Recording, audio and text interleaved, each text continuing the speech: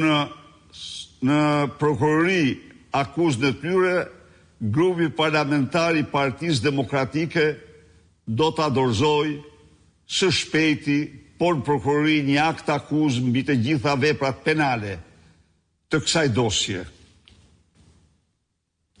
Të dashur miq, në Shqipëri skandali dhe super skandali zën njëri tjetrin. Në mënyrë të papritur, antikushtetuese, absolutisht antikushtetuese, Edi Rama merr nga fondi rezervi i qeverisë, krijimi i cilit bazohet në nene të qarta të Kushtetutës së Shqipërisë. Dhe ky fond që është besuar atij për ta përdorur për emergjenca, urgjenca dhe raste tepër të veçanta. Këtë fond Edi Rama e ndan me Kanye West, një këngëtar i mirënjohur, vetëm për lobingje të tij. Ky është një krim antikushtetues. Në asnjë rrethant dhe në asnjë rast,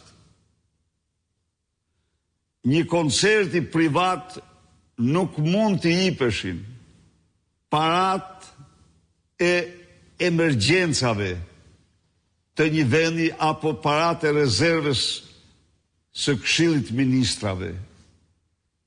Këtë e bën vetëm ai që nuk pyet për kushtetutë. Vetëm ai që nuk ka asnjë interes të shtetit ligjor apo interes kombëtar, ka vetëm interesa personale. Me një grush servil është inkriminuar ministra, të cilët s'do të pranonin kur të bëshin bashkautor në këtë krim. Por veç të dashur qytetar ju rikujtoj se ky po në një akt totalisht antikushtetues, antiligjor, në një krim të shëmtuar, pagou në maj të vitit 2025 7 milion euro organizatës private Giro d'Italia për të zhvilluar garën në Shqipëri në mënyrë që të ndihmojë në zgjedhje e Edi Ramën.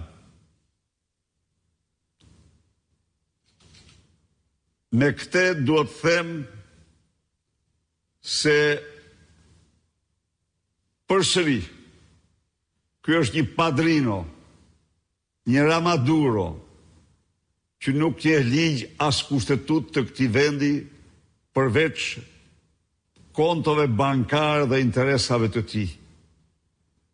Së fundi, duhet të them dhe dy fjalë. Samiti Ankaras i NATO-s në vlerësimin tim është një nga samitet më të suksesshëm në historinë e aleancës. Dhe ishte një samit vërtet historik për arritjet transformuese për aleancën e Atlantikut të Veriut. I vetmi vend që u përfaqësua aty në mënyrën më qesharake, më të padej, ishte Shqipëria. Sepse padrinoja i Shqipërisë